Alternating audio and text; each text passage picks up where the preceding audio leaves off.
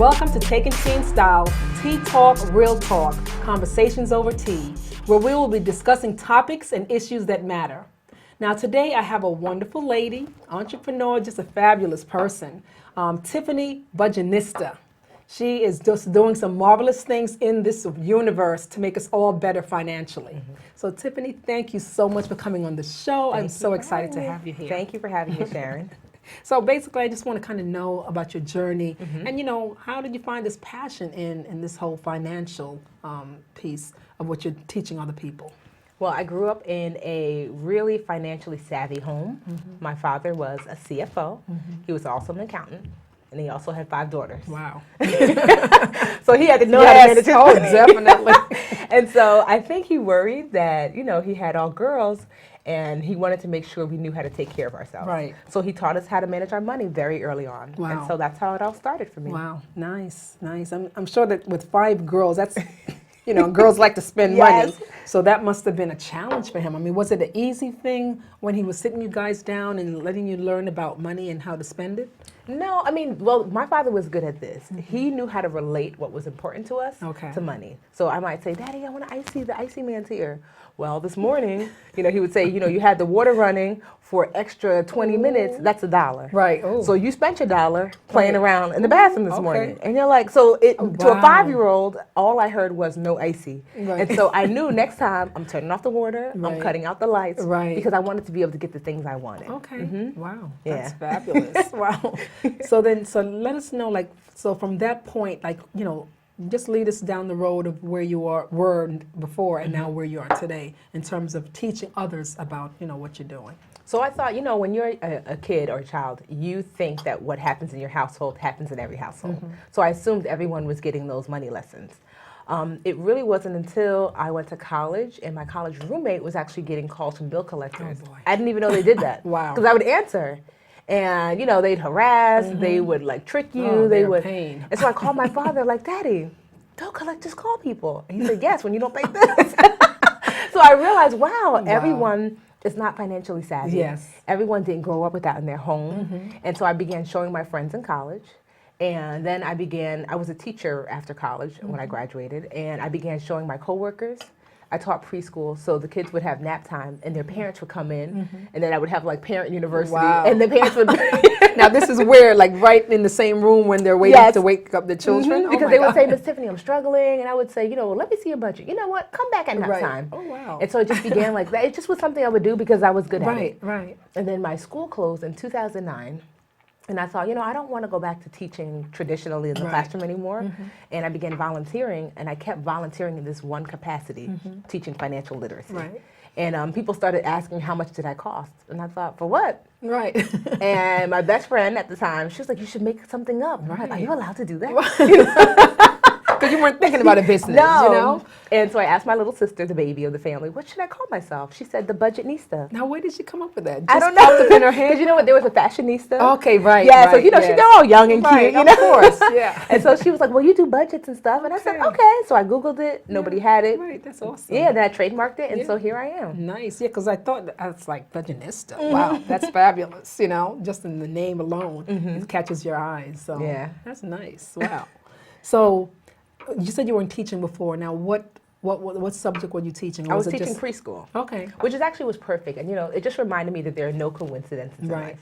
Because teaching preschool is teaching these little people who have no knowledge and bringing them to knowledge. Right. And so what that allowed me to do, 10 years of doing that, was to master how to bring people from no knowledge to knowledge. Right. And so the way I teach financial education is I teach you like a preschooler. That's why it's fun. Right. That's why it's easy. Right. But I didn't think that that's what it was leading me up to. Right. But it was like training for what I'm doing now. And even when I wrote my book, The 1 Week Budget, one thing I get a lot from people is that it's so easy to read. It's so fun. Right. I'm like, because you're learning like a 3-year-old. It's probably not, right, it's not technical, which we Yes. need, especially when it comes to finances. Exactly. Because when we read these other books, it's like, what is all this terminology in here? Exactly. And then you get thrown off and you're like, you know what, let me put this book down because you're not really, Exactly. it's just not easy to read. It's just tough to get through, or you Right. feel like you have to have a finance degree. Right. I feel like the only thing you should need to know reading my book is how to read, write, add, and subtract. Right. That's it. That's awesome.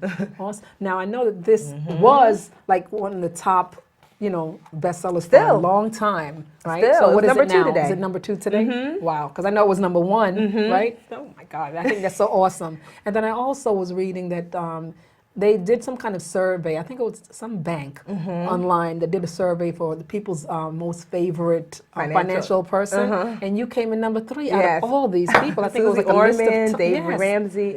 Yeah, because I have David. Actually, my sister had given me the book, David Ramsey. She gave everybody in the family that book maybe 2-3 years ago, and I said, let me read it.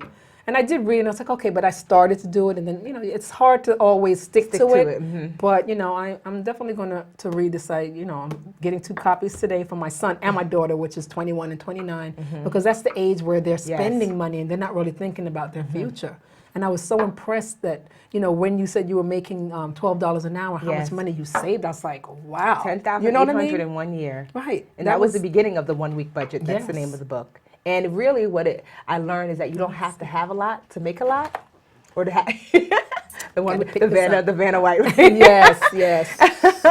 And so it just really taught me. I was 23 and 21 actually, and I just graduated college, and I wanted to buy a car.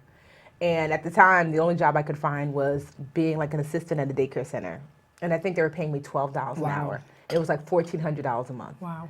Total. Right. That was my take home pay. Right. Which is, Right, I know. for a college graduate. I know. And so what I did was, my father, who, he allowed me to stay home. He's like, as long as you work, you don't have to pay rent. Right. And my mother cooked. So I was like, okay. And I added up my little bills.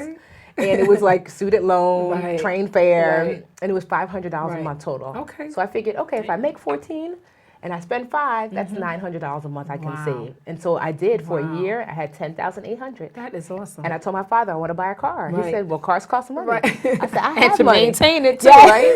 Wow. And so he was impressed when I showed him. At first he was like, where'd you get this money from? I had to show him my sister. Right. That is awesome. Because at that age, didn't you find it hard? Didn't you want to go out and buy clothes and hang out and things like that? So I put it in my budget. Was that? Okay. Honestly, I gave myself, I think it was like $25 or $30 a week just to go to a movie or something, because the reason is my parents were really strict. And so even though I wanted to go out, my desire to get my own car and my own place outweighed me wanting to because my friends would want to go out, and I'd think to myself, I could go out or I could stay here forever. Right, I know, I know. And those are hard decisions at that age, because everybody wants to hang out. But then you have to have an objective and say, okay, this is really what I want and need. Exactly. Like you were saying, tell us about the bracelet. You said needs first, love, and then likes. So you needed to get. Exactly. So these are your spending priorities. This is just a reminder bracelet. Okay. It just says needs over loves over likes over wants. Wow. So your needs come first. Right. Food, shelter, clothing, water. And then you should pick 2 loves. At the time, it was an apartment and a car. Okay.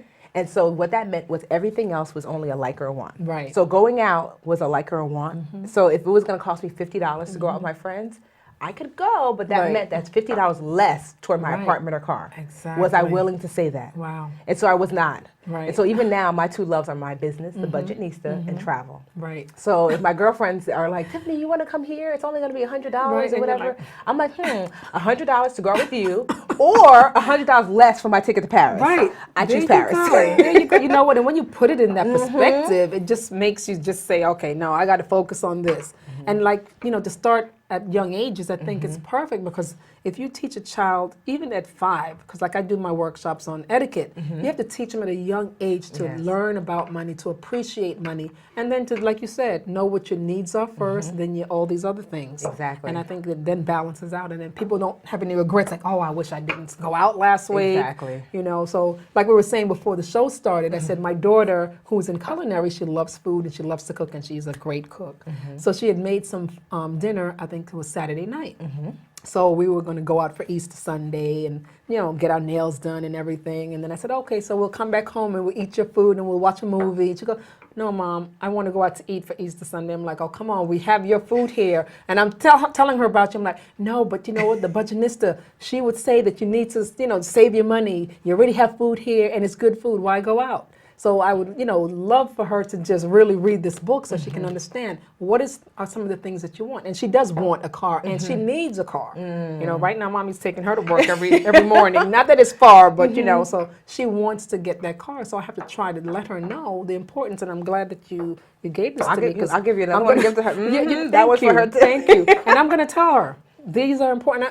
Just hearing how you said it, it just makes such an impact. Because it's not about having less of a life. Right. Because your likes and your wants are those things that don't mean that much to you. Right. Your needs are what you have to have. Exactly. And your loves are what really makes life worth living. Right. So that's what I try to tell people, like, wouldn't you much rather have, so if your daughter's a foodie, let's just say it's like, clothes shopping and she already has plenty of clothes. Right. It would be better for her to spend less money on clothes and put it toward eating at restaurants. Right. Because that's what she really loves to do. Right. So you want to have more of a life, you know? Yeah, enjoying exactly what it is that you want and love to do. Exactly. Oh, you put it so well. Thank you. So, that is just so awesome. So, tell me about some of the things. I know you were doing financial literacy this month, and you're going around all over the place to just educate people. And I was reading that 86% of what you do and offer is free. Tell us about that. That's exciting. So I've been really, really blessed in that I realized that to me, financial education is like food, shelter, clothing, water. It's no longer an option. Right. You must have financial education. Yes. And so it's Financial Literacy Month, National Financial Literacy Month, April. And I thought, this is the time. I've been turning up, like the kids say. So I was just in Mississippi, Nice. Jersey, New York, like all over Right. teaching financial education. And the way I offer it for free is that I have really great sponsors.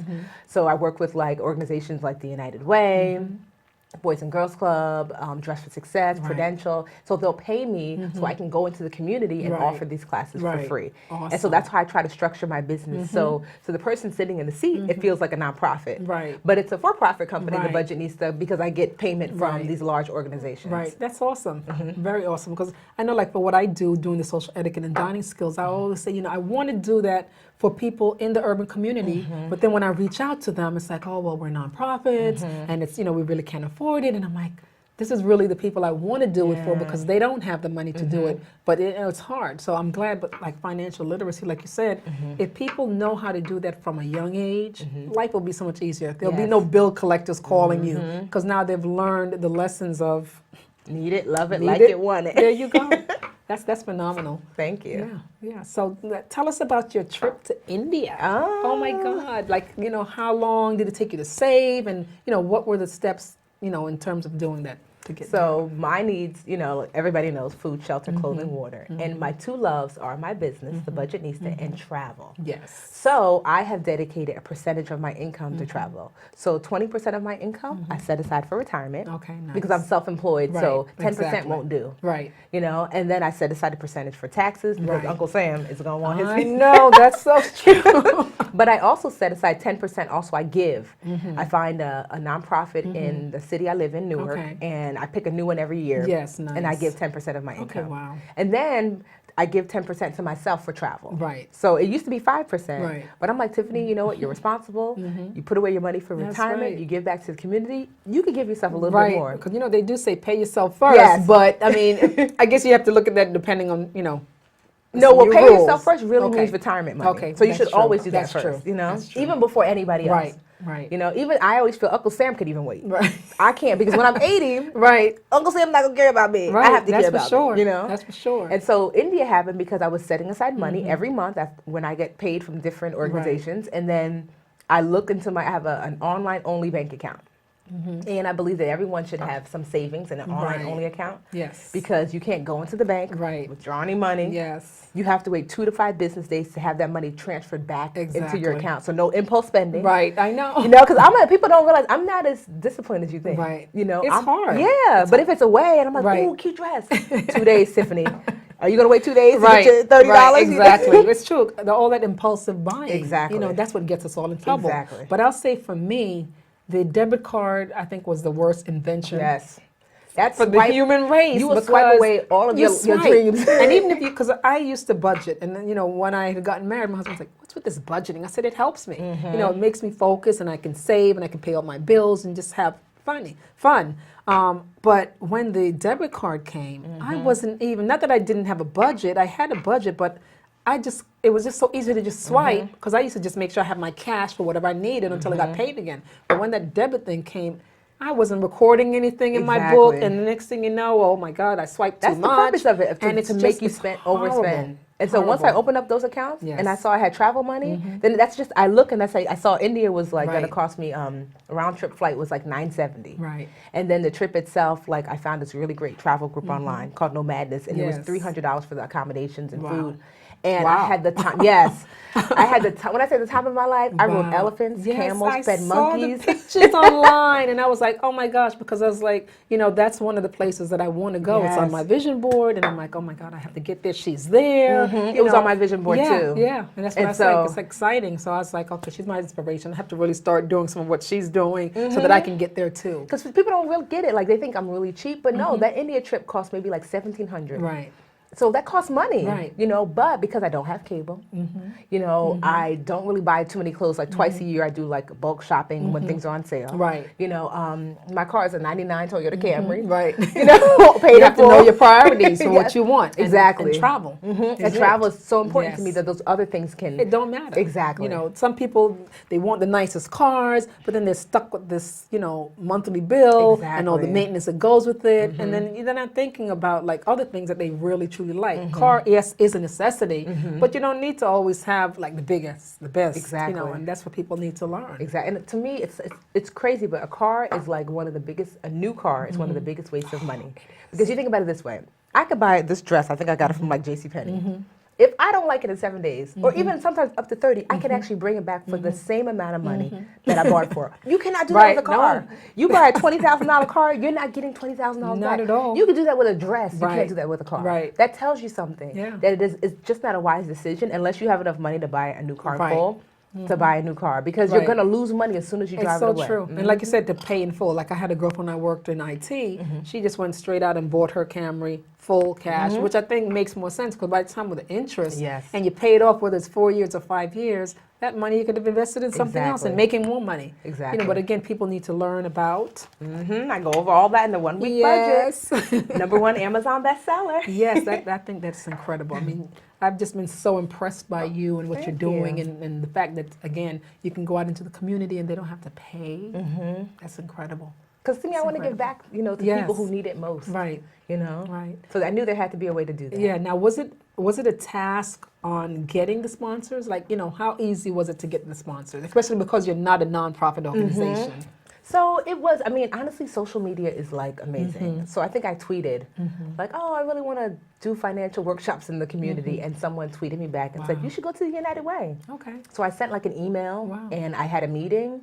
And they were like, well, do one for our staff first. Let's see how you are. And I did one and they loved it. They said the staff wants you to come back. Wow, that's so I awesome. did one and they loved it. And then they were like, you know what? Can you write, because I have my master's in leadership and education. Right, okay, nice. So they're like, can you write us a curriculum? I said, sure. So I wrote a 6-week curriculum. Wow. And that's what I teach. I mean, it's been 3 years with them. Okay, and so I teach a 6-week curriculum about 4 to 6 times a year. Wow. And all of their employees? No, to the community. Oh, okay. And so I use social media to tell the community the registration is open in 3 days. We always sell out. I mean, it's free, you know? Yeah, of course. They get the book. Everyone gets the book for free. Nice. The United Way pays for everything. And then I come, and then we have a really good time. Yeah. Because honestly, you know, Prudential did this study called the African American Experience, and they found that we do not get approached by financial experts. Right. We're not approached by the financial community, no matter how much you make. Right. So you can make $10 or $10 million, and the financial community does not really reach out to us. Wow. And I thought, well, something has to change. Right. We're not going to get better. Right.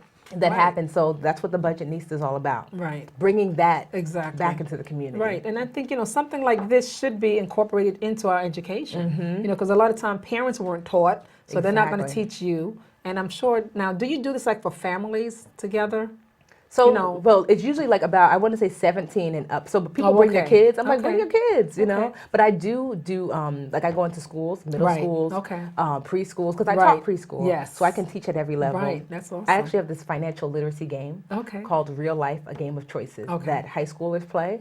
So the room becomes a board and the kids become the pieces. Oh, really? And they become adults. They take on like an adult identity and they have to make financial choices around the room. That is awesome. Almost like the game of life, but in real life. Right. Wow, that's fabulous. Yeah. I mean, I'm sure they're like not bored. They're like No, excited about it.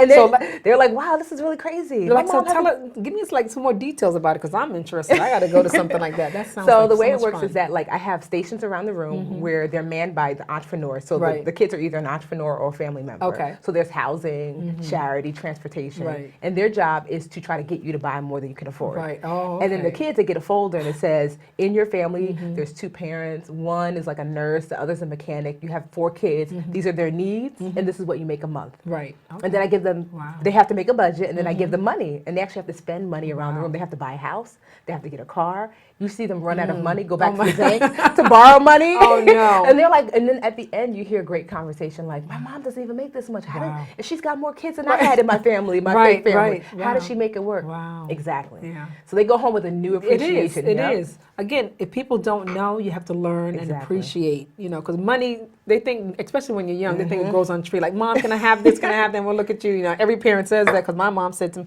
money doesn't grow on trees, Sharon. My daughter, money doesn't grow. So if you learn to appreciate it, you'll take better care of it. You know, Exactly. and not let it go because we all know money comes in easily, but it goes out quickly. Yep. And bills are like always like, hello. You have to tell your kids where money comes from. I knew Yeah. there was one little girl, she kept telling her mom would say, we don't have any money. Go to the wall. Go to the wall, get money. We didn't know what she was talking Right. about. Until one time we went to the ATM. She said, I told you, the wall. Oh my gosh. So she Wow. Because she was like 5 or 6. Right, So right. she assumed that Right. this magical wall Wow. gave you money when you needed it. Wow. If your kid can say, if your child can say, Mommy, Daddy, can you buy me? Right. And they understand that there's an exchange for money and Yes. things. Yes. So that means it's time to tell them where that money comes Right. from. Right. So not can I have, because that means they're not really sure, but can you Right. buy me means they understand you're exchanging money. Right. It's time to have the money talk with Wow. them. Yeah, yeah.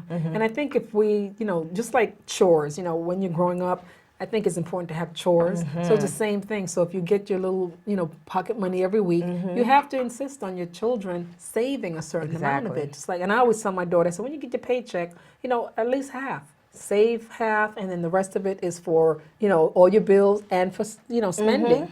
But, you know, again, at that age, they don't always listen. And I really wish that I had really instilled that more into my kids, you know, that so they can be much better by the time they get, you know, to a certain age.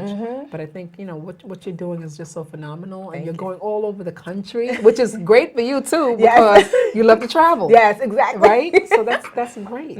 So your next trip, you said, is where? Where do you want to go next? So definitely from my birthday's in October, Okay. and so I'm gonna go to Greece and Turkey. Definitely, there probably is gonna be some Nice. smaller trips in between, like California and Right. stuff. But my next major trip is definitely Greece and Turkey. So I've been setting aside my 10%, Good. watching the money grow, Right. Because I want to go see Santorini Island Oh, really wow. badly, and I want to Nice. go to Istanbul. Right, okay. Wow. It's been on my vision board for the longest. Wow, that's nice. That's very nice. I'm really excited. Thank I'm really you. excited. So, any other upcoming events that you're going to be having, you know, this year at all? Definitely. So I have this challenge called the Live Richer Challenge. It's going to be for women. It's going to be 36 days. It's going to be absolutely free. You sign up online, and every day I give you a small financial task. And at the end of the 36 days, you'll have a budget, a debt plan, your credit will be up. You'll learn more about insurance and investing, but in a way that you won't even realize it, because Right. each day the challenge will be Right. really, really small. Right, okay. And you'll look up and say, wait a Wow. minute, she tricked me into making a budget. So it's actually 36, just Yes, regular days? 36 just- days. Okay. And Wow. so it's called the Live Richer Challenge. And so I'm going to be starting to sign people up in the Okay. next few weeks. And then, because I really, like I said, it's going to be free. I'm going to get Right. sponsors on board. Okay, nice. You know, because I want to shift. My goal is to Right. shift 5,000 to 10,000 women this year through the challenge.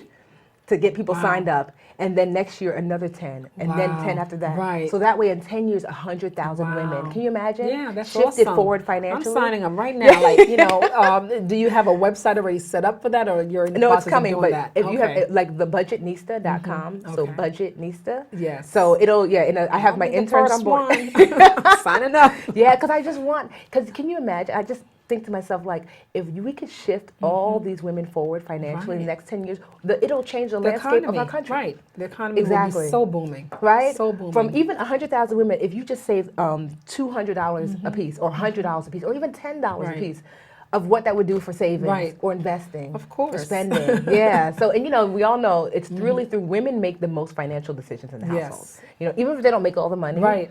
Because think about it this way: if a man loves a car but his wife hates it, you're not getting that car. Right, that's true. Now, if she loves it and he hates it, you Right. might still get it. Right, exactly. No, you're right. That's Because we true. make those financial choices. Right. So I'm like, since we're making a lot of the choices, Yes. then let's educate these women. Yeah. Oh my God, I'm so excited. That's great. And then I see that you're going to be in New York for blogging. Yes, I saw- blogging yeah, while so brown. Tell me about that. So in June, I'm terrible with dates. It's in June. Right. I just saw that the other night, and I was like, oh, this is interesting. So I'll be sitting on a panel. So I have a group of women. I believe in collaborating with amazing women. That's why I'm Of here. course. Thank you so much.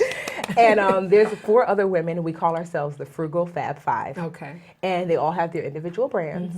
And together we make the Frugal Fab Okay. Five. And we have traveled from California, not California, North Carolina. We'll be going to D.C. We'll be going to California. Right. And teaching women. We're all brown women. Right. Teaching women. Beautiful brown women. Yes, at that. teaching women how to manage their money. And Right. so we collectively will be on a panel teaching other bloggers and Right. women how to collaborate. Right. For That's the awesome. Yeah, I blogging was while looking at brown. that. I said I have to check my schedule and make sure because I would love to attend. Yes, that as well. you should go. You just have so many wonderful things that's happening, and it's making me excited because Thank you. I want to be like you, where I'm just traveling to the places because I really, I've been saying I want to travel for so long, but because my business just, it's just so much going on in the business. But I know I have to. We were just talking earlier with someone else about balance, but it's hard to balance when you're doing what we do as entrepreneurs, and It people is. don't realize that what really the work that we put into it. Exactly. But yes, we love it, but still, there's other things that I love and want to Exactly. do, and so I really want to get my budget right because I don't always follow it.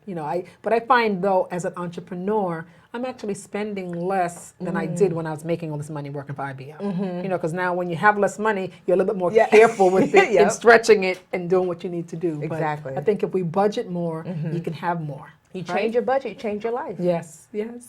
That's so awesome. So, well, I'm really so excited about it. So just tell us where we can find this book So and the price. And the so book everybody can get is it's normally $14.99, but Amazon always has it on sale. So you can get it right from Amazon.com. Okay. And you can get the Kindle version. Okay. As well as the physical version. Right. And so the book has like spreadsheets and stuff in it. So Oh, if you get the great. Kindle version, you can actually go to my website, thebudgetnista.com, and actually get the templates and print them Right. out. Oh, okay. Because you're going to need them in order to do Right. the book. And I don't Right. want just because you got the Kindle version, Right. you can't fully work through the book. Right. But you said the book has those same things in Well, it so as this well? workbook, it Okay. has like actual blank. Oh, okay, great. It's a workbook, no Right. excuses. Nice. And so, like I said, those people who get the Kindle version, you can't write in your Kindle. Right, yeah. But that's Yeah, okay. I you got you can print it covered. Go right to thebudgetnista.com and print out the template. That's good. Well, I am so excited that you came on the show. I mean, you were just phenomenal. Thank you. So thank you, sister, for coming on to the show. And we just want to thank her for coming, and we will see you next time. Enjoy.